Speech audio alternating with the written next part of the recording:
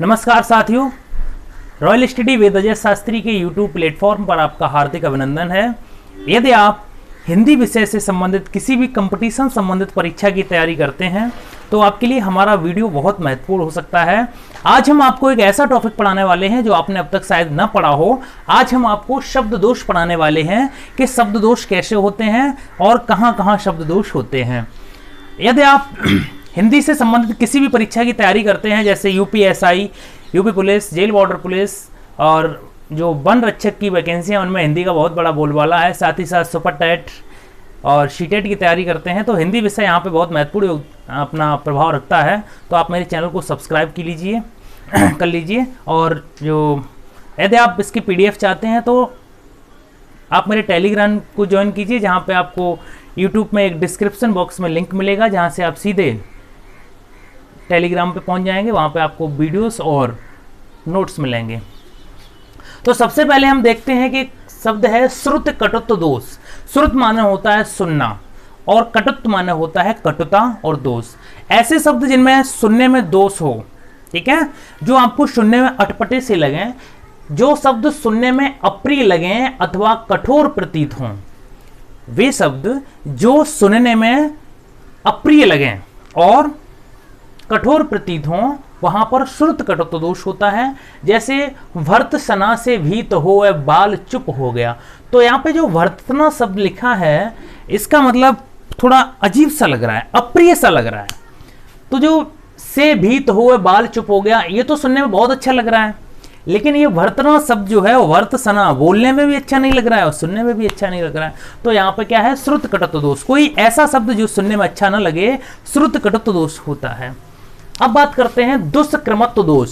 तो दुष्क्रमत्व दोष कहां पे होता है? तो दुष्क्रमत्व दोष वहां पे होता है जहां शास्त्र अथवा लोक के विरुद्ध क्रम होता है। जहां शास्त्र अथवा लोक के विरुद्ध कार्य होता है, वहां पे क्या होता है? दुष्क्रमत्व दोष होता है। लोक, शास्त्रों और लोकों के अधीन काम न होकर अलग काम होता है, वहां दुष्क्रमत्व दोष होता है। जैसे लिखा है, उदाहरण है कि नृप मोह कह हाय दीजिए अथवा मंत गयंद। नृप मोह कह हाय दीजिए अथवा मंत गयंद। एक याचक है और याचक जो है राजा से हाथी मांग रहा है और हाथी न मिलने पर घोड़ा मांग रहा है। तो शास्त्र के मतलब अनुसार नहीं है।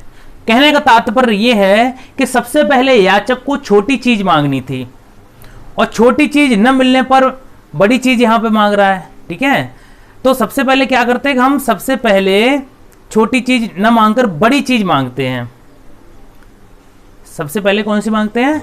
बड़ी चीज मांगते हैं। अगर बड़ी चीज न मांग के छोटा, जैसे हम किसी से अगर पैसे लें तो कहते हैं भाई 1000 दे दो, 1000 नहीं है तो 500 ही दे दो, 500 नहीं है तो 200 दे दो। लेकिन यहाँ पे क्या कह रहा है, वो नृप मोह कह हाय दीजिए, ठीक है। यहाँ पर वो सबसे पहले घोड़े को मांग रहा है।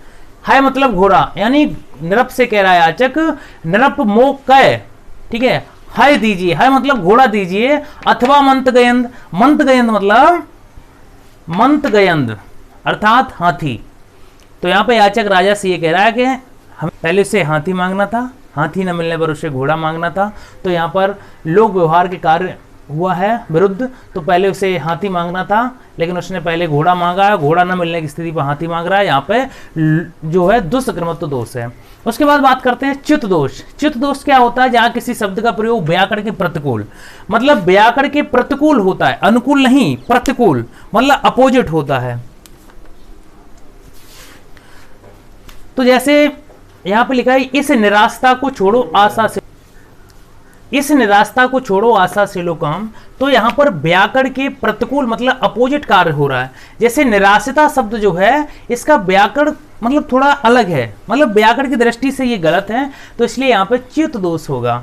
अब देखते हैं ग्रामत्व दोष। ग्रामत्व का मतलब होता है ग्रामीण, ठीक है। ग्रामत्व में तो प्रत्यय लगने से ग्रामीण बन गया है, अर्थात ग्रामत्व दोष वहां पे होगा जहां साहित्यिक रचना में बोलचाल के ग्रामीण शब्दों का प्रयोग होने पर यह दोष माना जाता है। जैसे जो साहित्यिक रचनाएं होती हैं, उनमें अगर कोई ग्रामीण शब्द मिल जाता है तो उसमें ग्रामत्व दोष होता है। जैसे मूड पर मुकुट धरें सोहत गोपाल हैं, ठीक है। अब यहाँ पे जो मूड शब्द है ना, मूड शब्द मूढ़ शब्द ग्रामीण है, यहाँ पे सर होना चाहिए था, ठीक है, यानी सिर पर मुकुट धरे सोहत गोपाल है, तो यहाँ पर किसी कवि ने मूढ़ शब्द लिख दिया है जो ग्रामत्व दोष का उदाहरण है।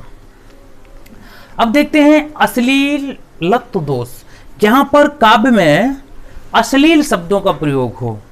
सलील मतलब होता है शुद्ध और अश्लील का मतलब अशुद्ध, यानी काव्य में इनका प्रयोग होता है अश्लील शब्दों का, वहां पर अश्लीलत्व दोष होता है। जैसे उदाहरण है मिची आंख पियको निरख वायु दीन तत्काल, ठीक है, मतलब अपान वायु, ठीक है, यहां पे जो अपान वायु शब्द लिखा है,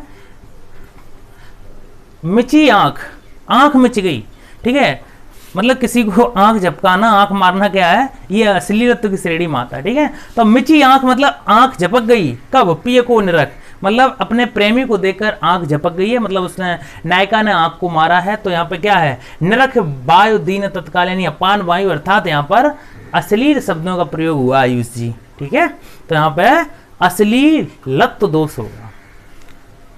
अब देखते हैं न्यून पदत्व दोष।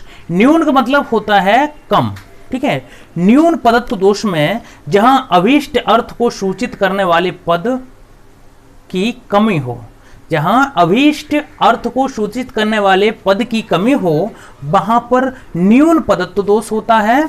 जैसे इसको समझने का प्रयास करते हैं एग्जाम्पल के माध्यम से, कि पानी पावक पवन प्रभु ज्यों असाध त्यों साध, ठीक है, तो पानी का मतलब क्या है, पानी पावक, ठीक है, पानी पावक यानी पानी पावक मतलब पानी पावक पवन और प्रभु और साधु असाधु के समान व्यवहार करते हैं।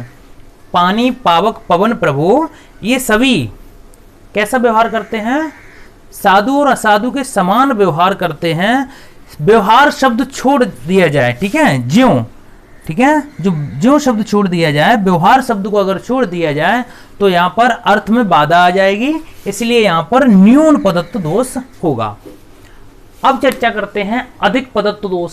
एक होता है अधिक पदत्व दोष जिसमें अधिक पद होंगे, ठीक है, जहां काव्य में अनावश्यक शब्दों का प्रयोग किया जाता है। अनावश्यक मतलब अनावश्यक, यहां पर आवश्यकता नहीं होती है उनका भी प्रयोग कर दिया जाता है, वहां पर आपका अधिक पदत्व दोष होता है। जैसे लपटी पोहप पराग पद सनी श्वेद मकरंद, लपटी पोहप पराग, ठीक है, मतलब लपटी मतलब कोई चीज किसी पे चिपकी हुई है, पोहप और पराग, जो पोहप क्या होता है, पुष्प का पर्यायवाची होता है, और पुष्प किसमें होता है, पराग में होता है, मतलब पराग किसमें होता है, पुष्प में होता है। तो लपटी पोहप, पोहप मतलब पुष्प, पराग, पराग किसमें होता है, फूल में पराग होता है। पद सनी श्वेद मकरंद, श्वेद मतलब पसीना, मकरंद, ठीक है, मकरंद के साथ भमरा होता है, ठीक है।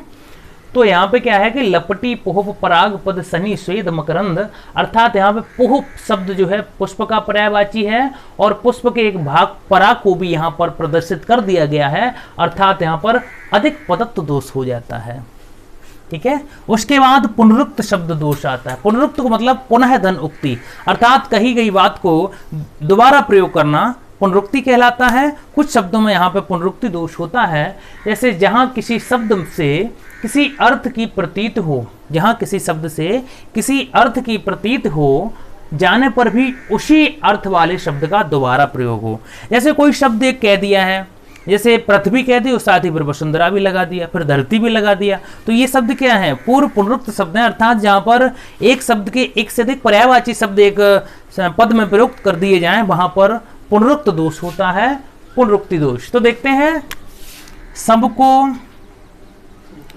सबको जानत तुम्हें शोर जगत जहान, ठीक है, शोर जगत मतलब सबको जानत तुम्हें सारो जगत जहान होगा यहाँ पे, ठीक है, सारो जगत जहान।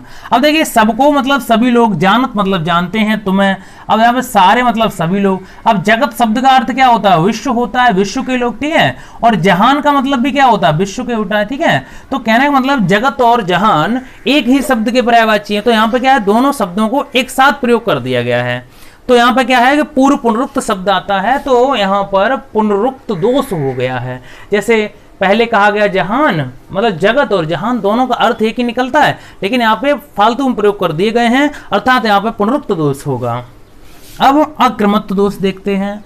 अक्रमत्व दोष मतलब जहां पर अ माने नहीं और क्रम माने क्रम, जो क्रम से न हो वहां पर अक्रमत्व दोष होता है। जैसे 1 के बाद 2 आएगा, 2 के बाद 3 आएगा, अब 1 के बाद सीधा 3 कह दिया तो ये अक्रमत्व दोष हो जाएगा। लेकिन यहाँ पे क्योंकि हम हिंदी पढ़ रहे हैं और हिंदी में हम शब्द दोष पढ़ रहे हैं, तो आइए देखते हैं।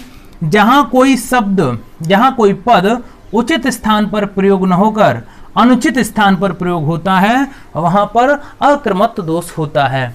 जैसे विश्व में लीला निरंतर कर रहे हैं मानवी, तो विश्व में लीला निरंतर कर रहे हैं मानवी।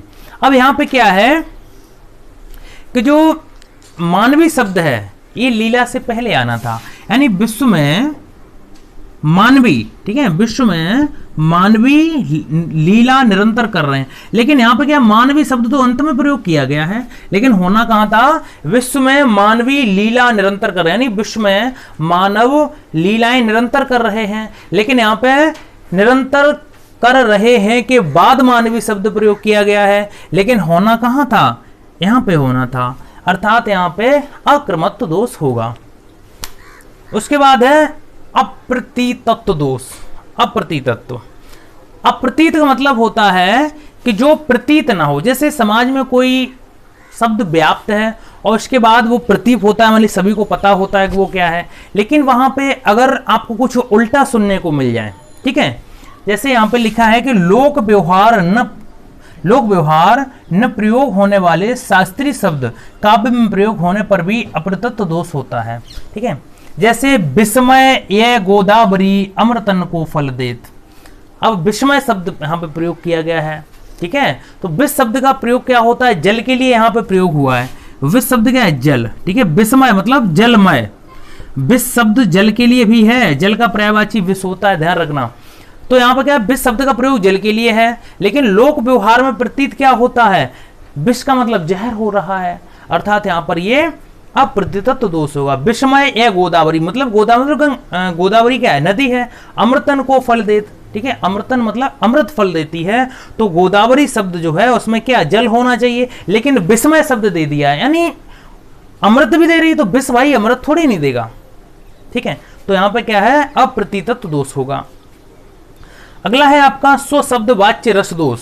स्वशब्द जहां भाव व्यंग के रूप में प्रयोग न होकर स्वयं ही अपना वर्णन करे, ठीक है, जहां शब्द वाच्य रस दोष जो है, स्व शब्द वाच्य रस, स्व माने अपने, शब्द वाच्य रस दोष, जहां भाव व्यंग के रूप में प्रयोग न होकर स्वयं ही अपना वर्णन करने लगता है, ठीक है।